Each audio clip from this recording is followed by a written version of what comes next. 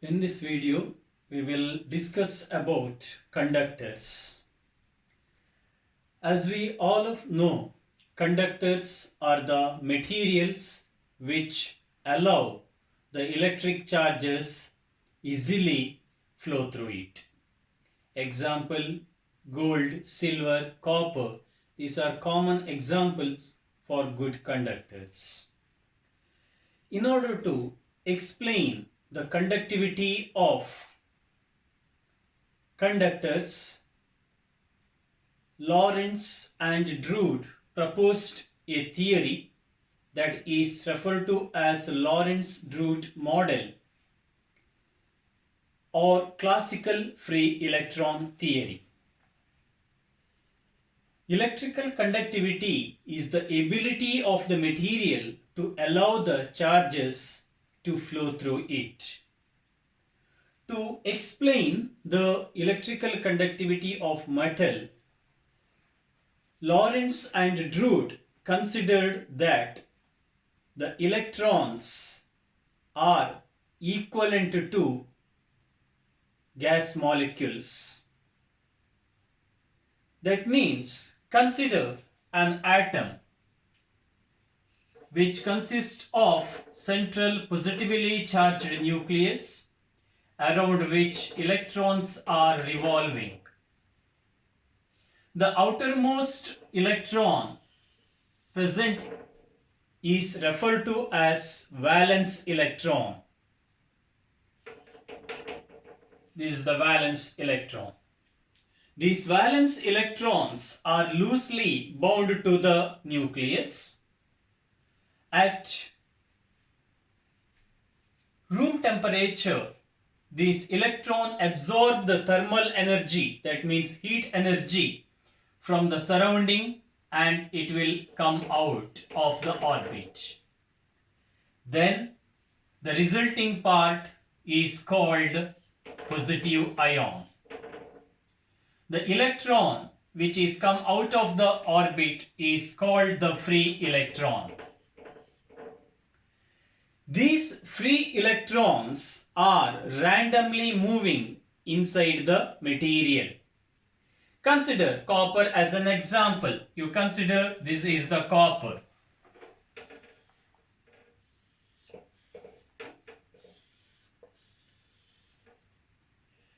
See, these dots indicates positive ions.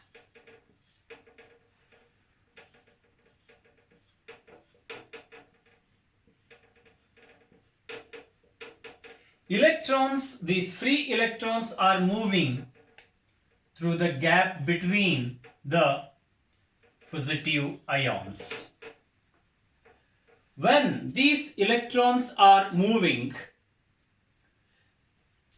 electrons are colliding with positive ion, change its direction, moving like this, collides here, changes direction. Likewise, in the random fashion, these electrons are moving. Because of this, the net current in the conductor becomes zero, because the electron which produces the current when it is flowing from here to this direction, that is cancelled by another electron which is moving in the opposite direction. Therefore, because of this random motion of the electrons, the net velocity of all electrons is zero. Velocity is zero.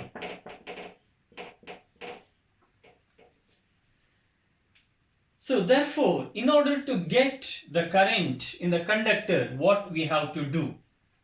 For this, we have to apply the electric field.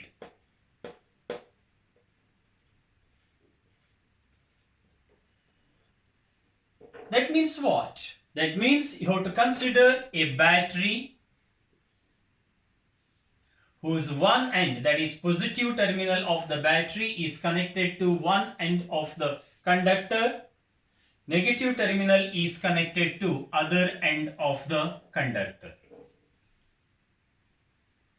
Now what happens if you connect the battery to the conductor like this? Let us say E is the electric field you have applied. When you apply the electric field like this, electrons are moving like this.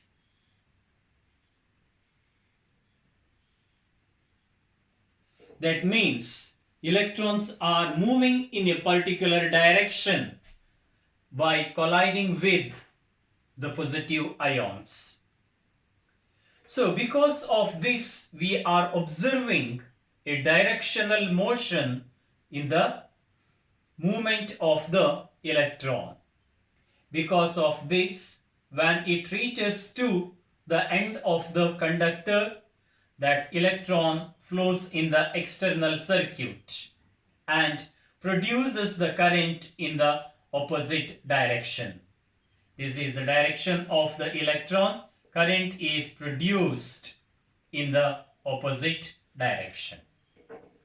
So because of this, the velocity of the electron is now not equal to 0, because electrons are moving the directional motion.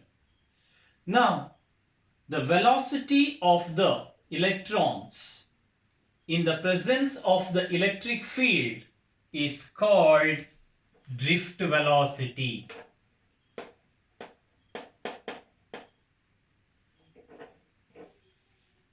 That is called drift velocity. So therefore, drift velocity is the velocity of the electrons in the conductor in the presence of applied electric field. Why these electrons are moving in the directional way? Because these electrons are experiencing the force F is equal to minus E into E. So because of this, electrons are moving in a particular direction and possess the drift velocity. We can abbreviate drift velocity as Vd. Okay. Now, next, let us define some terms related to this. The first one is mean free path.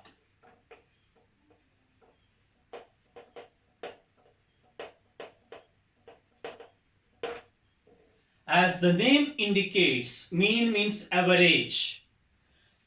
Path, distance traveled by the electrons, of which free electrons.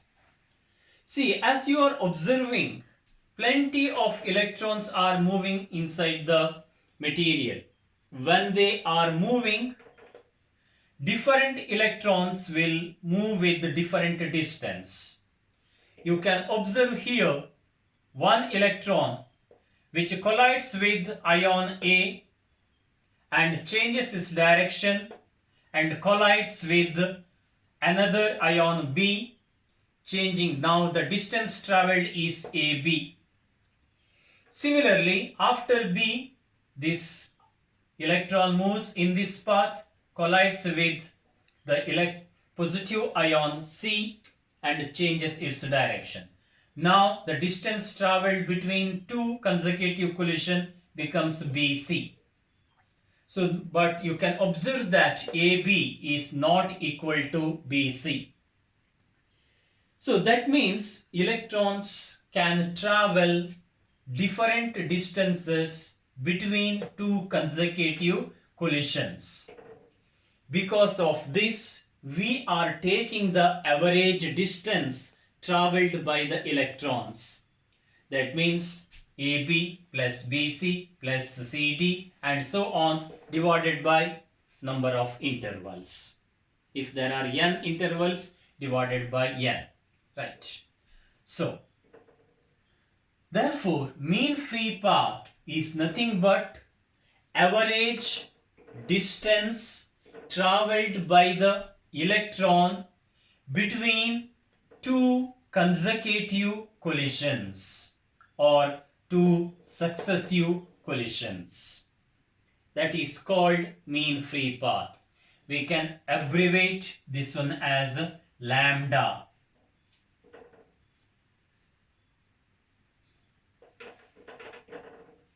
We can abbreviate as lambda.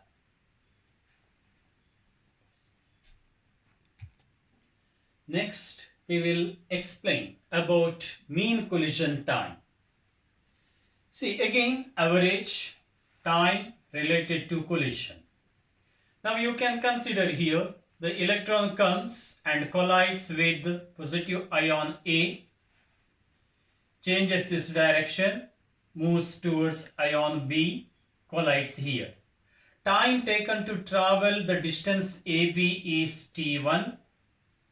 Next, the electron changes its direction and collides with the ion C. Now, the distance traveled is BC. Time taken to travel this distance is T2.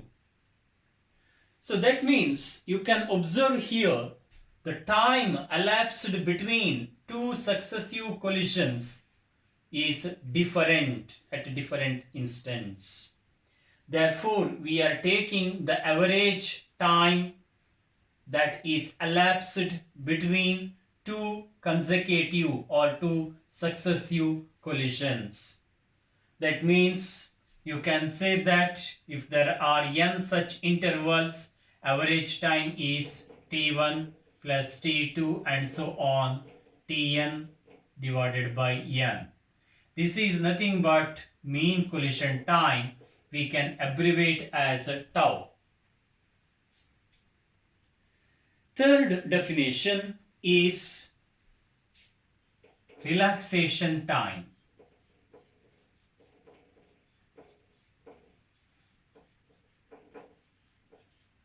I can abbreviate this one as tau r.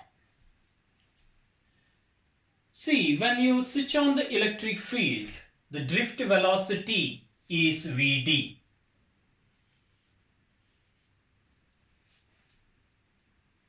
When you switch off the electric field, the drift velocity will not suddenly drops to 0. It takes certain time interval to reduce from Vd to 0. So, relaxation time is the time required to reduce the drift velocity to 1 by e times its value when the field is just turned off. Remember, when the field is just turned off, the velocity of the electron is Vd. At what time we can get the drift velocity is equal to 1 by e into Vd? That time is nothing but relaxation time. So, here these are the three definitions related to free electrons. Lorentz and Drude considered that electrons are equivalent to two gas molecules.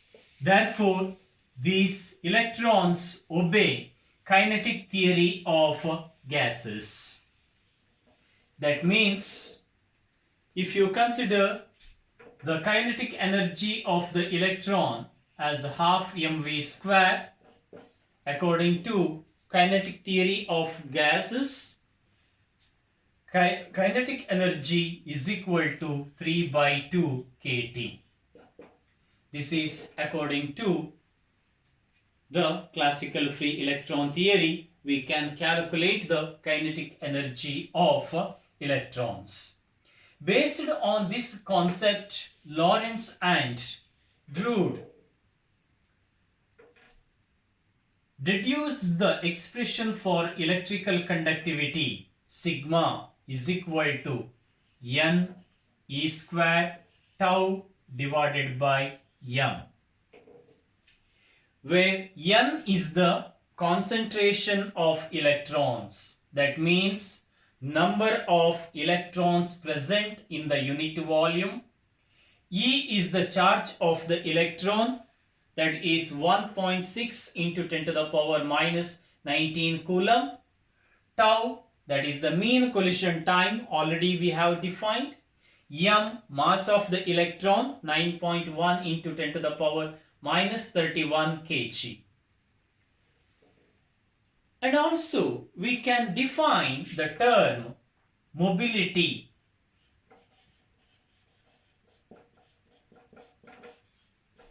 Mu is equal to ratio of drift velocity to the applied electric field. Mobility mu is equal to Vt divided by E.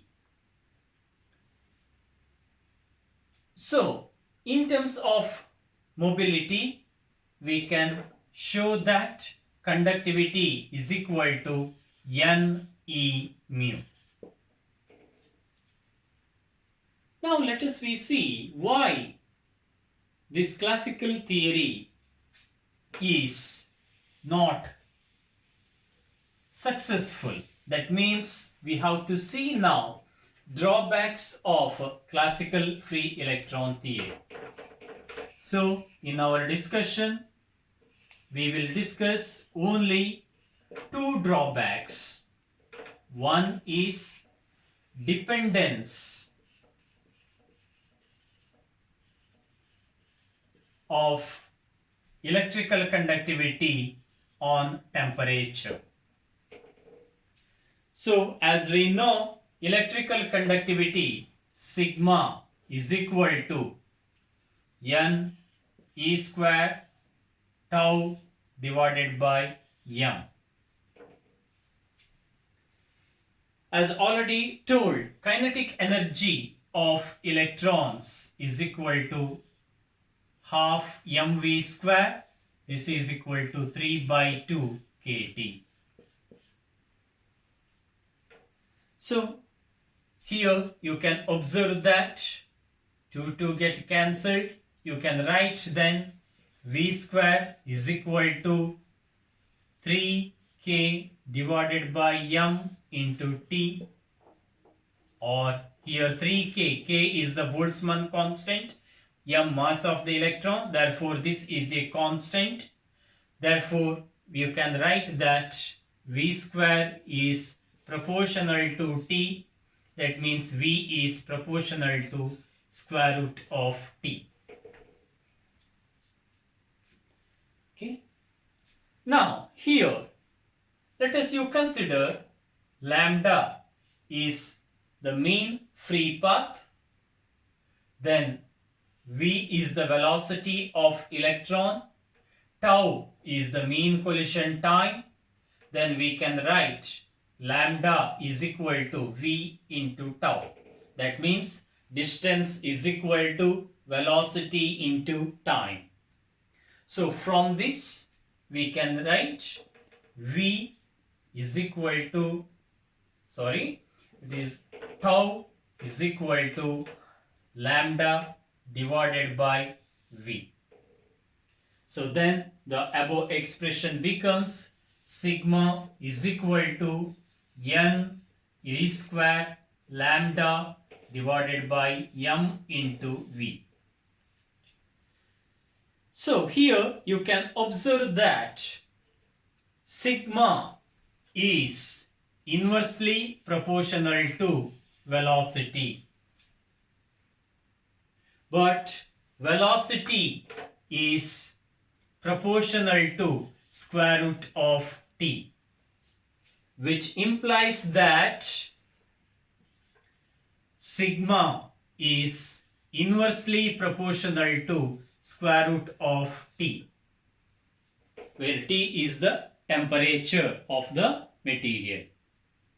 So that means electrical conductivity is inversely proportional to square root of T.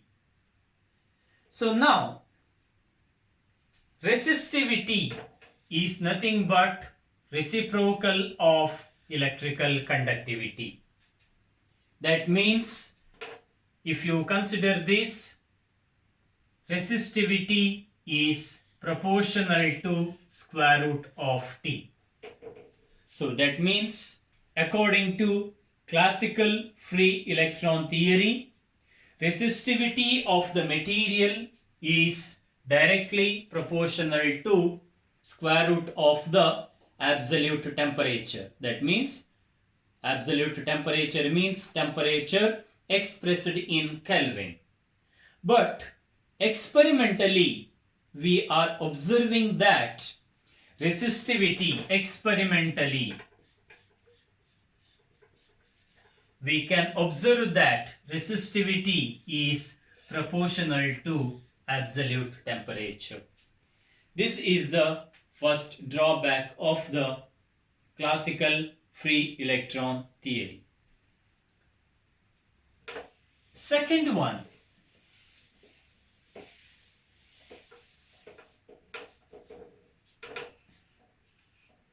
dependence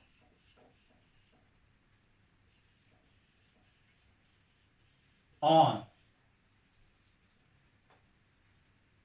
concentration of electrons. Now consider the expression electrical conductivity sigma is equal to n E square tau divided by m. According to this expression, electrical conductivity sigma is directly proportional to concentration of electrons. Now you consider three examples. Materials. 1. Copper, which is a monovalent material. That means each copper atom contributes one electron for the conduction. That means one valence electron is present. That means one free electron we can get from one copper atom. Second one, zinc, which is divalent. That means each zinc atom contributes 2 electrons for the conduction. Third one, aluminium, which is trivalent. Each aluminium atom contributes 3 valence electrons or free electrons for the electrical conduction. So that means number of free electrons present in the unit volume is more in case of aluminium compared to zinc and copper. That means concentration N of aluminium is greater than N of zinc.